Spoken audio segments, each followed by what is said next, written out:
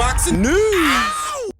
Okay, we'll start with this. What is our last look at the Savannah Marshall versus Deja Greene super middleweight title fight?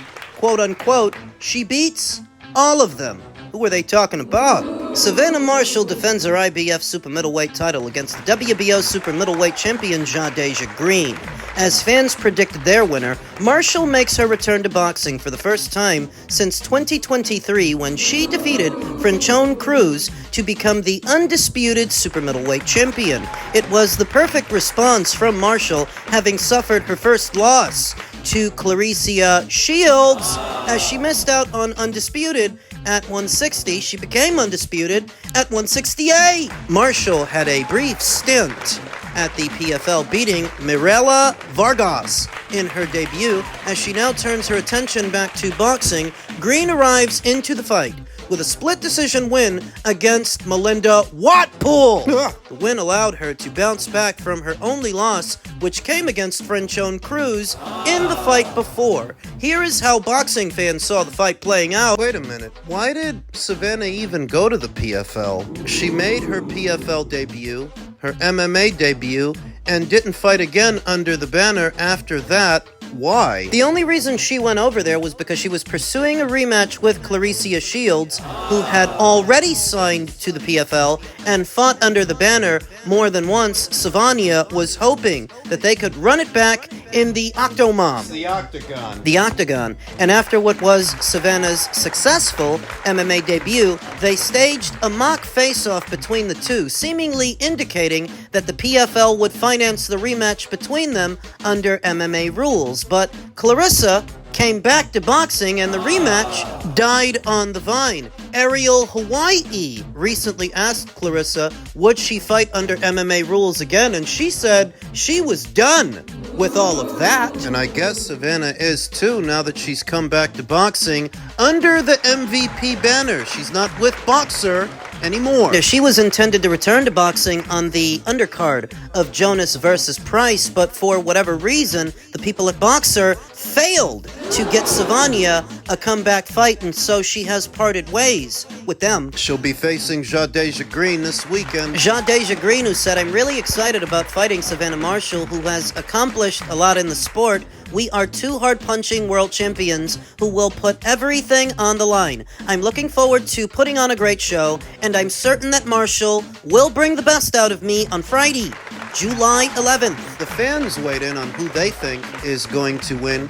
Kingdom Life 05 said, "Yep, Greene runs out of gas after 4 or 5 rounds, and the power is gone, and the output is low. So Savannah for the UD." TJ Jesse Consopoulos 9741 said, "Deja Greene beats all of these ladies." Well, that's factually inaccurate since she already lost to Franchon Cruz. Wayne Jackson said she will beat Savannah Marshall and then fight Clarissa Shields, to which Kennedy Liberty responded, "Nah, I think Savannah goes down by the 5th. She ain't been in there in a while, champ." In truth, that's the only thing counting against Savannah this weekend, that she hasn't boxed since 2023. It's not exactly accurate to say that she's been inactive, that she hasn't fought, because she has fought just in the Octagon and not the boxing ring. But that's the caveat, that Savannah hasn't boxed in well over a year. That aside, I think she is a more talented fighter than Deja Greene, a more proven fighter than Deja, more adaptable, ambidextrous. In terms of power, I think she's a stronger puncher by and large, a stronger puncher than Deja Greene. Notice the effect that Deja's punches had on Franchon and the effect that Savannah's had on Franchon. Isn't that a triangle theory? No, because we're talking about power and who's got more of it. Punch for punch, I think Savannah punches harder than Deja Greene. Better engine too. What the previous user said is true. Deja starts off okay, but then fades down the stretch. The power is gone, the output, whereas Savannah comparatively has shown a better engine, a better work rate. I don't think Melinda Watpool would have been able to go the distance with Savannah Marshall the way she did with Deja Greene, and being honest, I saw the Melinda Watpool fight, and in my opinion, Melinda should have won that fight. Jadeja got a gift. But I don't think she'll get one this weekend. Savannah Marshall presents a trickier target than any fighter Jadeja has fought so far. Tack on that Savannah is ambidextrous. She can fight orthodox. She can fight southpaw. She's light on her feet, likes to move around. The only caveat I see when it comes to Savannah is that it's been such a long time since she had a boxing match. That's the only thing I see that's working against her. But for me, that's not enough to pick Jadeja. I'm going with Savannah Marshall to win the fight by way of a points decision! Though I wouldn't be surprised if she stopped Jadeja. That wouldn't surprise me at all. She does have considerable ring rust to shake off, so a points decision is the conservative pick. Elsewhere in the world of boxing, the latest doping scandal to rock the sport, Galal Yafai opponent caught in post-fight drug test scandal with adverse findings. Mexican flyweight Francisco Rodriguez Jr. has failed his post-fight drug test after his unanimous decision victory over Galal Yafai in their interim world title fight in June. Rodriguez seized the WBC interim world flyweight title with a victory over Yafai in his hometown of Birmingham, but the triumph is now tainted by intense scrutiny. The bout marked the first time the former Olympian had suffered a defeat in his pro career, a decision that is now likely to be overturned following these findings. Despite the loss being likely struck from the record of Yafai, there is no taking away the damage that the 32-year-old suffered during the 12-round contest that could have effects on his future performances. You can strike it from the record, but you can't strike the damage from Galal Yafai's body and his mind. Today, the Voluntary Anti-Doping Association informed Matchroom, the World Boxing Council, and the British Boxing Board of Control that Francisco Rodriguez has returned an adverse analytical finding as part of a post-fight anti-doping test following his bout with Galal Yafai on June 21st of this year. The matter will be handled by the BBBOC and the WBC. Now, we know that the BBBOC are not like the commissions in America and all of their revolving door policies. When a fighter tests positive, they investigate it thoroughly and issue out lengthy bans, anywhere in between 2 to 4 years. Like what Zolani Tete got when he tested positive for a banned substance. And thus, Francisco Rodriguez, unless he can come up with some answers, really good ones, is not likely to box in the United Kingdom anytime in the foreseeable future. But that's not even the biggest part of this story. Some random boxer testing positive for a banned substance is not why this story is getting around as much as it is. It's because Francisco works with Eddie Reynoso and the Juice Crew. This is the second fighter this year having any association with Eddie Reynoso that has tested positive for a banned substance. The first was Haime Mongia. Other fighters that have passed through Eddie's gym that have also tested positive for banned substances: Canelo Alvarez, more famously, but to a lesser extent, Julio Cesar Martinez, Oscar Valdez, Ryan Garcia. Juice Crew. Eddie and the Juice Crew just can't seem to catch a break or time their cycles properly, that so many fighters associated with him are testing positive for banned substances. By now, I think most of you already know what my stance on banned substances in the sport of boxing is. I think that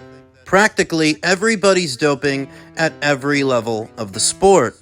Prospect level, contender level, champion level, the men, the women. It's something that you really can't get away from in the sport of boxing, and it's becoming more and more prevalent as anti-doping testing is further normalized within the sport of boxing and becomes more uniform. So do situations like this. It's becoming more frequent. So for me, it's not even a question that the fighters in Eddie Reynoso's gym are doping, but my stance is, well, they're not the only ones. Now, for him, it's a lot harder to explain. For the fighters in that gym, it seems a lot harder to hide. But I don't have a doubt in my mind that every single one of those guys is dirty, and Eddie Reynoso just so happens to be the common denominator. Gee, I wonder why. Haime Mongia went his entire career having never failed an anti-doping test up until he started working with Eddie. And that investigation is ongoing. Now this. Devin Haney reacted to the news by saying boxers should be obligated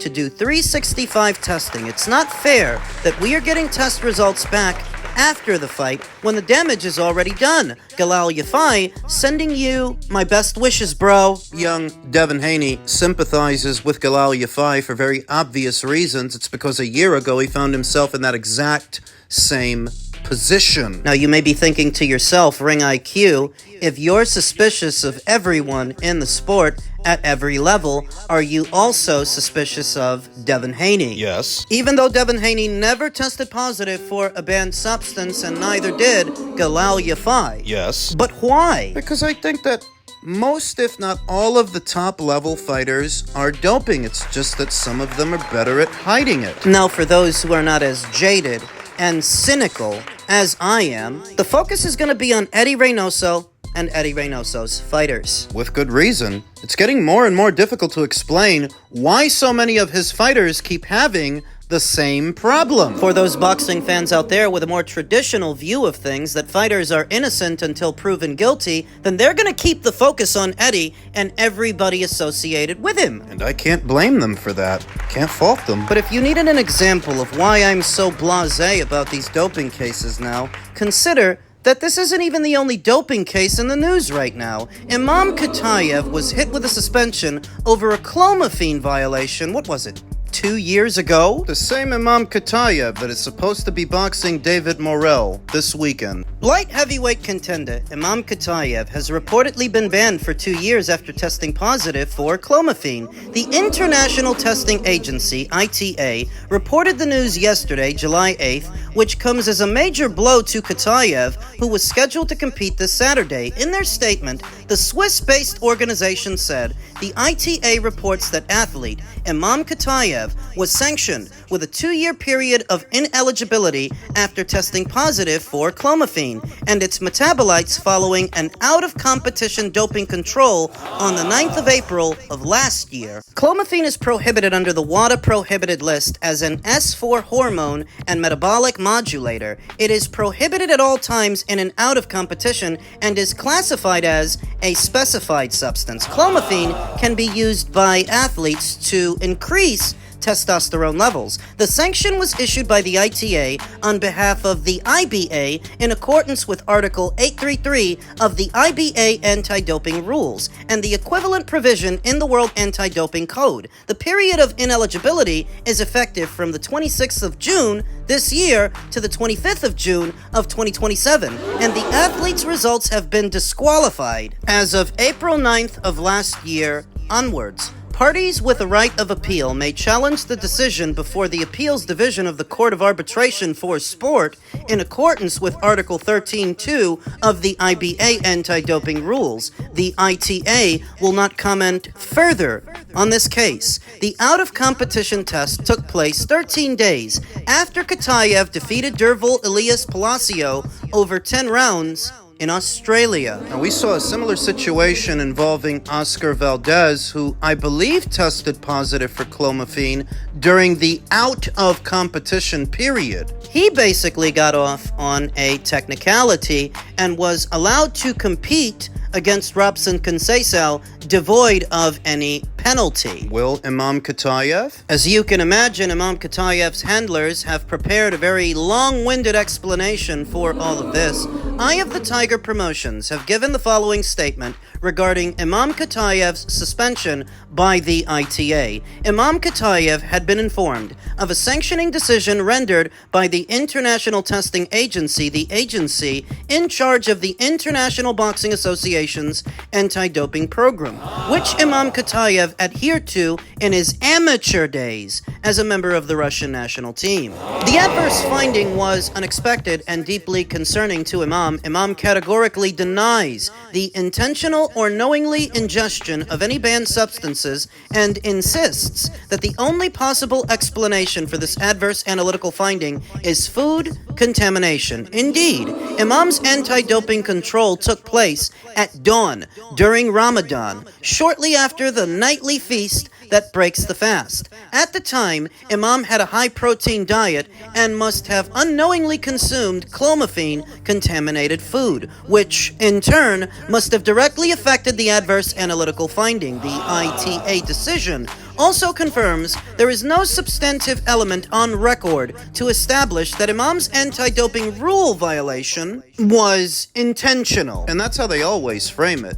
It wasn't intentional. I didn't knowingly take something. Why do they all do it? Plausible deniability. I can't be held accountable for something I didn't know. It's not my fault. In addition, it is important to stress that Imam has been tested repeatedly in recent years, and the results have always been negative. In addition, Imam has been enrolled in the World Boxing Council Clean Boxing Program administered by the Voluntary Anti-Doping Association since August of 2024. For instance, Imam tested negative just a few months before the adverse finding of April 2024, and at least 4 times since the ITA doping control of April 2024. Okay, so all your tests after you tested positive came back negative. What is that supposed to change? In an out-of-competition doping control conducted by ITA on December 15th of 2023, in 2 in-competition doping controls conducted by the Quebec Athletic Commission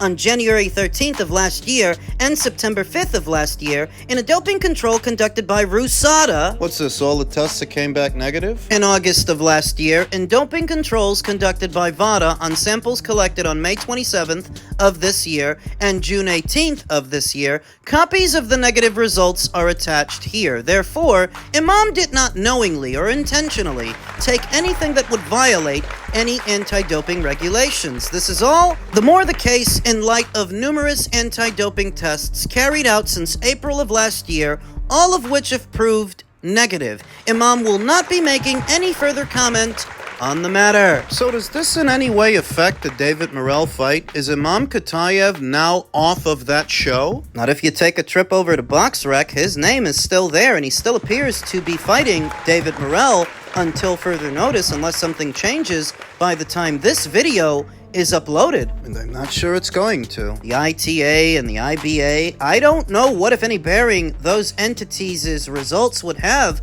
over the New York State Athletic Commission's decision. From April of last year, when Khataev was said to have had this adverse finding, he fought. He fought the following month in May, again in September of that same year, again in December of that same year, and again in March of this one. He fought in Australia, he fought in Canada, he fought in Russia. He fought. Whatever it was that the ITA found way back there in April, it didn't stop Imam Khataev from fighting several times thereafter. So, is it going to stop him from fighting now? I hope not. I'm looking forward to that fight. What about the doping? I'm not really worried about the doping. In case you forgot, Team Benavidez accused Team Morrell of doping. When they fought, like I said, I think everybody's doping.